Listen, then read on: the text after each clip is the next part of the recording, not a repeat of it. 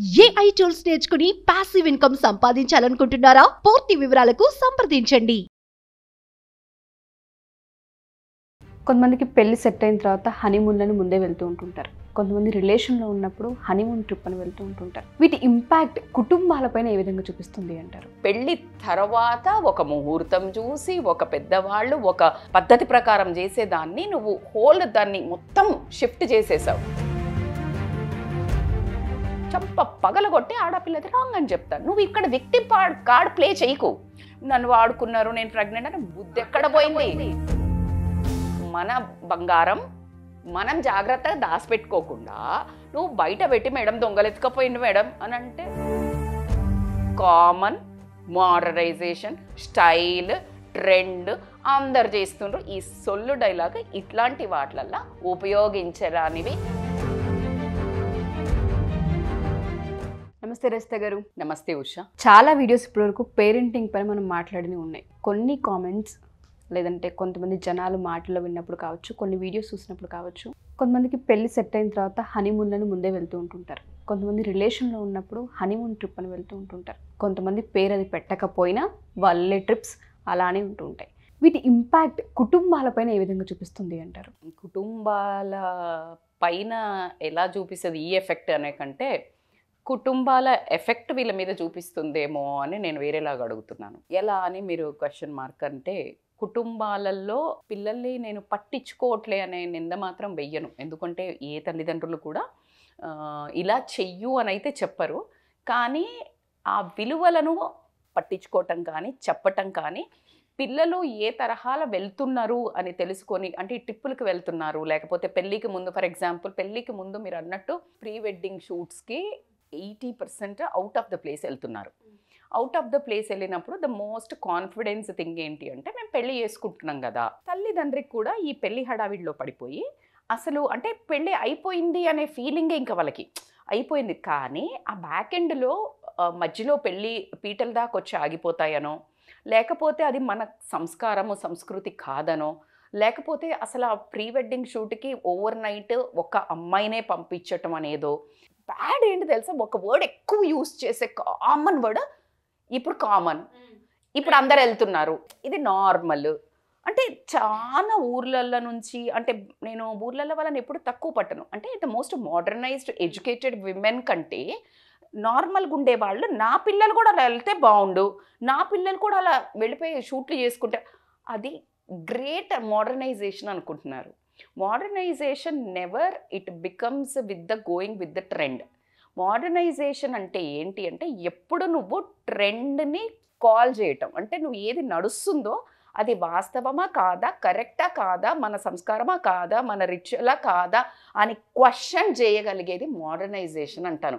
బట్టలు వేసుకొని బరితెగించి రోడ్ల మీద తిరిగి, నేను ఈ అమ్మాయి తాగుతుంది నేను తాగుతా, ఈ అమ్మాయి వెడ్డింగ్ షూట్కి పోయింది నేను పోతా, ఈ అమ్మాయి పెళ్ళికి ముందే లివింగ్ టుగెదర్ ఉంటున్నారు నేను ఉంటా. This is not at all a modernization according to me. అందుకనే the most famous dialogue from my side, look modern ఉన్న ఇన్సైడ్ మాత్రం traditional, trending out side inside traditional అని చెప్తుంటాను.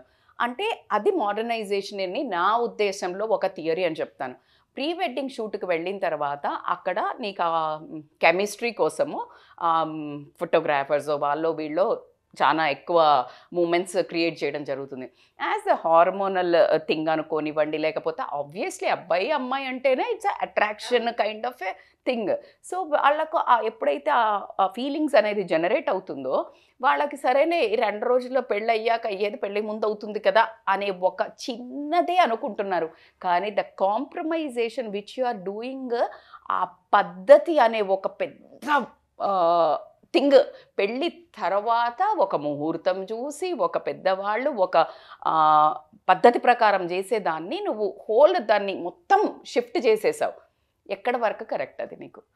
అదే రకంగా పెళ్ళికి కాకముందు ప్రెగ్నెంట్ ఒక చర్యలో ఒకవేళ ప్రెగ్నెంట్ అయింది, అనివార్య కారణాల వల్ల ఏమైనా తీసుకొనివ్వండి, పెళ్ళి క్యాన్సిల్ అయింది, ఏంటి పరిస్థితి? నేను చెప్పేది మీకు సినిమాటిక్ ఏమైనా కనిపించినా అలాంటి సంఘటనలు జరిగే ఉన్నాయి, కింద దబాయించబడినాయి ఫ్రమ్ సెలబ్రిటీస్ టు హియర్.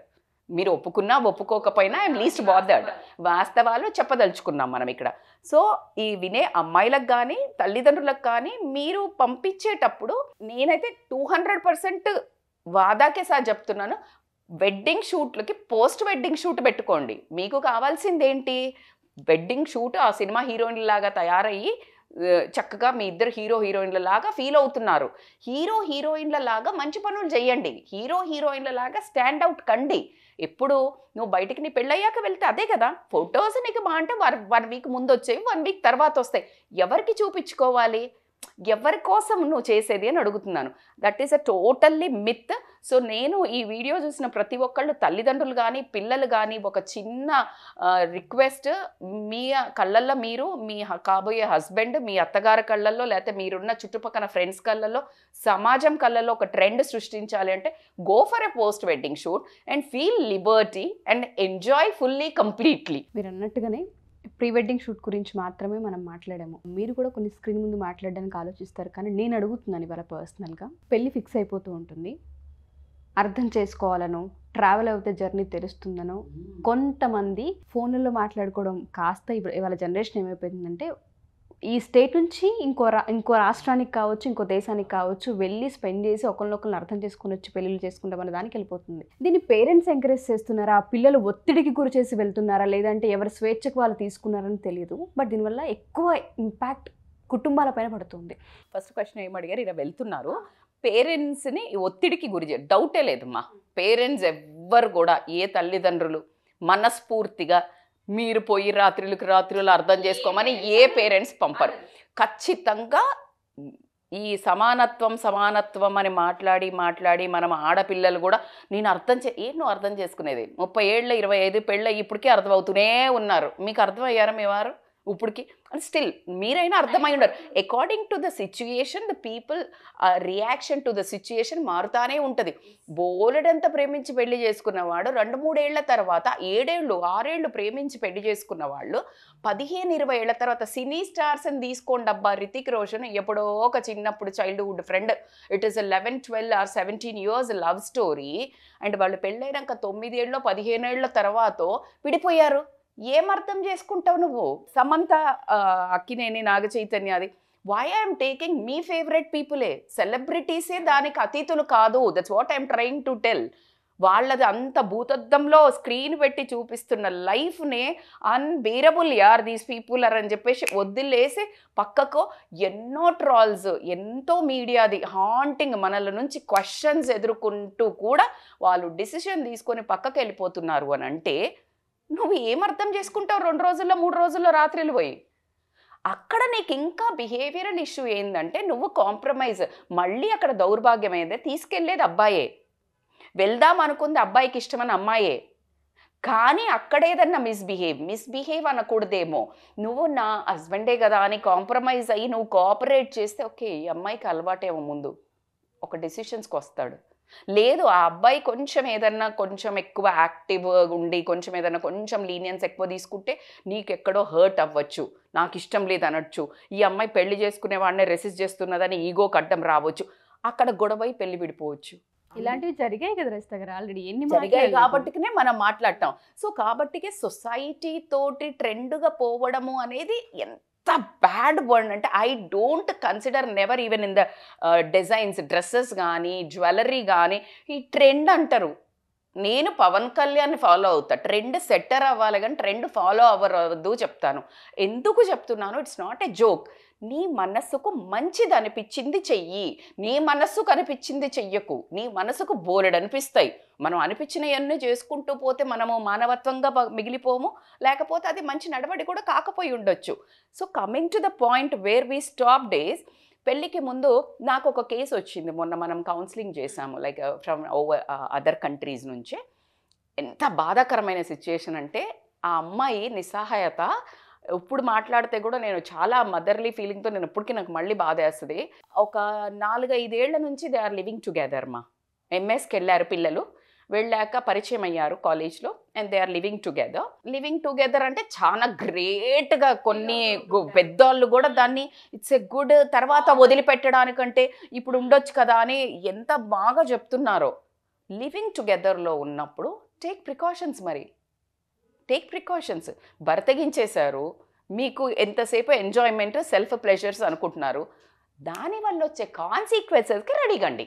మళ్ళీ ఇప్పుడు ఏడ్చడము, డిప్రెషను, నరాలు బీక్కొని యాంగ్జైటీ వచ్చింది, ఆడింటలేడు, వాడు వినడు. నీకు ఎప్పటిదాకా నీకు రుచి తెలియదో అప్పటిదాకా ఉంటాడు.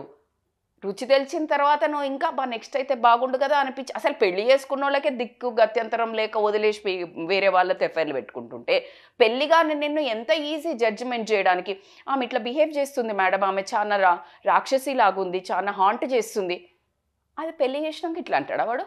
షీ బికేమ్ ప్రెగ్నెంట్, అబార్షన్ చేయించిండు, పెళ్లి చేసుకుంటా అని తల్లిదండ్రులకు ఇటు చెప్పిండ్రు అటు చెప్పిండ్రు. ఈ అబ్బాయికి సరిగ్గా రెస్పాండ్ కాకపోతే ఆ అమ్మాయిలో యాంగ్జైటీ ఏమొస్తుందంటే, నన్ను వాడుకున్నాడేమో, ఫోన్ ఎత్తుతలేడు నాకు. ఈ డిప్రెషన్తో they start behaving a sadistic behaviour. When they start behaving sadistic, వీడికి అమ్మో ఇట్లాంటి అమ్మాయితో నేనేముంటా మేడం, ఇప్పుడు నేను ఎవరిది రాంగ్ అనాలి? చంప పగలగొట్టి ఆడపిల్లది రాంగ్ అని చెప్తాను. నువ్వు ఇక్కడ విక్టిమ్ కార్డ్ ప్లే చేయకు. నన్ను వాడుకున్నారు, నేను ప్రెగ్నెంట్ అని. బుద్ధి ఎక్కడికి పోయింది?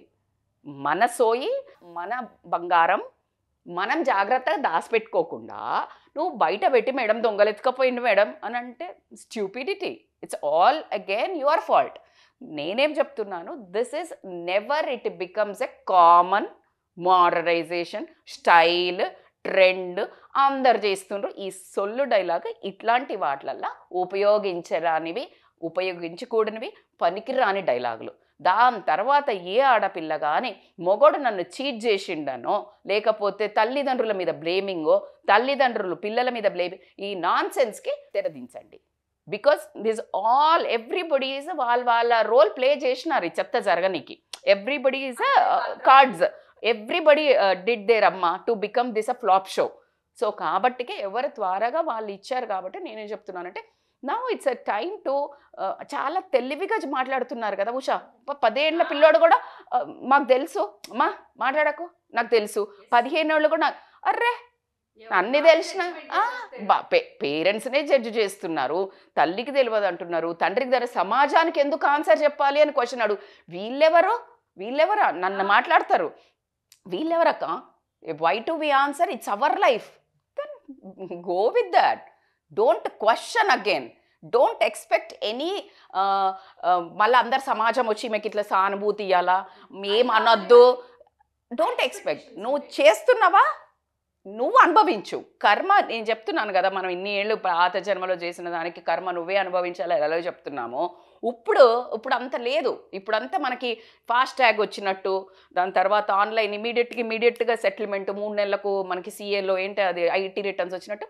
ఇప్పుడు నువ్వు చేసింది ఇమీడియట్గా అనుభవించాల్సి ఉంది కాబట్టి be very careful when you do whatever the activities. అందులో ముఖ్యంగా నీ సెల్ఫ్ పర్సనాలిటీని, ఆబ్వియస్లీ అబ్బాయిది కూడా అంటాను, బట్ అబ్బాయిలది మనం జనరల్గా శీలం పోయింది అనం కాబట్టికే, అమ్మాయిలు దాన్ని కన్వే చేస్తారు కాబట్టికే, క్యారెక్టర్ అనంగానే అమ్మాయితో జోడిస్తాం కాబట్టికే, మొగాడు అదే పని చేస్తే దాన్ని చాలా ఎలివేటెడ్గా వాడు మొగాడరా అంటాం కాబట్టికి అది దౌర్భాగ్య స్థితి అయినా కూడా అది మనకు సంబంధం లేని టాపిక్.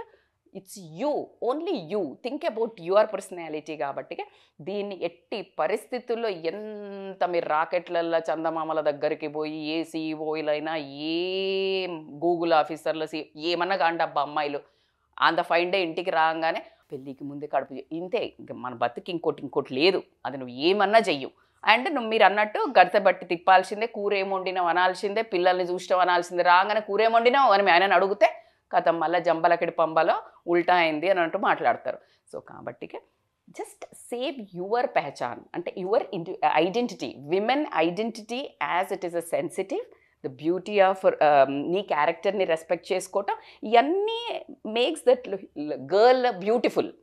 అందం కాదు, ఈ క్యారెక్టర్స్, టాలరెన్స్, ఆ కాపాడుకోవడం, స్థితత్వాన్ని, ఆ అమ్మతనము, ఆ అనుకువ, ఇవన్నీ కలిపే ఉనికి. ఆ అబ్బాయి అలా మీద పడి అలా చేస్తున్నప్పుడు ఆపడము, ఇది తప్పు అని చెప్పటము, ఇవన్నీ ఆడామెను చేస్తున్న స్త్రీ తత్వమే ఇది. This is the beauty.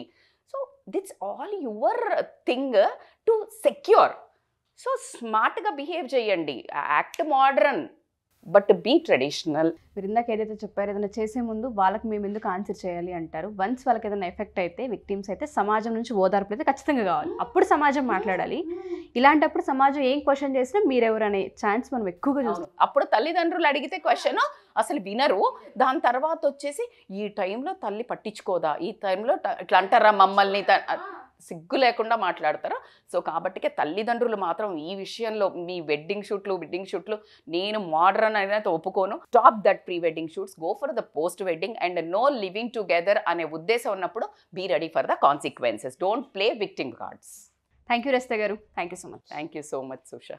Suman టీవీలో మీ పర్సనల్ అండ్ బిజినెస్ ప్రమోషన్స్ కోసం కింది నెంబర్కి కాంటాక్ట్ చేయండి.